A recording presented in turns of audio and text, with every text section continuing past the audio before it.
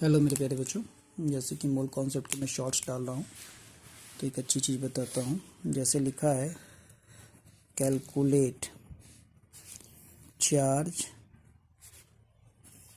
In Faraday in the following ये आपको करना है, ठीक है। ध्यान से देखिएगा। जैसे मान लीजिए लिखा 1 mole of sodium plus ion. ठीक है, सोडियम प्लस कैसे बनता है पहले ये सोचिए। सोडियम प्लस बनने के लिए Na जो थी तो न्यूट्रल था, तो एक सोडियम प्लस यानी एक इलेक्ट्रॉन जो है लूज हुआ है। ठीक है, मान लीजिए एक एटम जो था तो एक आयन बना और एक इलेक्ट्रॉन निकला। बात समझ में आ रही है? मैं बेसिक चीज़ बता रहा हूँ, आपको समझिएगा।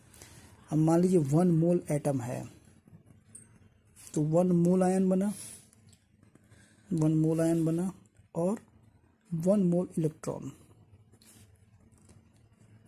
समझ में आ रही बात? यानी अगर 1 मोल है तो 1 फैराडे ये हो गया। यहाँ पे देखिए पॉजिटिव चार्ज है, 1 फैराडे है लेकिन क्या है, ये पॉजिटिव चार्ज है। यहाँ भी 1 फैराडे, ये नेगेटिव चार्ज है। अब यहाँ देखिए कि 1 फैराडे इसका नहीं है, ये तो न्यूट्रल है। तो 1 मोल अगर है, 1 मोल का मतलब 1 फैराडे, ये देखिए ये न्यूट्रल हो गया तो प्लस माइनस से भी न्यूट्रल हो गया। अब ध्यान से डायरेक्ट मेथड करने के लिए आपको याद रखना है, डायरेक्ट मेथड अगर आपको लगाना है बच्चों, ये इसका नहीं, कंफ्यूज मत होइएगा। डायरेक्ट मेथड क्या है? डायरेक्ट मेथड हम लगाएंगे total charge equals to number of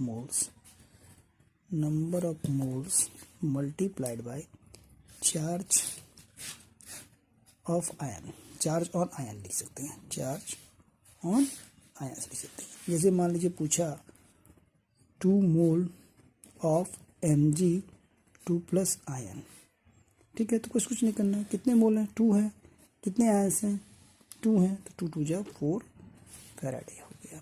ठीक है, जैसे मान लीजिए 1/3 मोल ऑफ M, कोई भी हिसाब ले लिया, M+3 ले लिया या Al+3 या कुछ भी ले लिया, तो कुछ नहीं करना है, तो 1/3 को 3 से मल्टीप्लाई कर देना। तो कितना हो गया?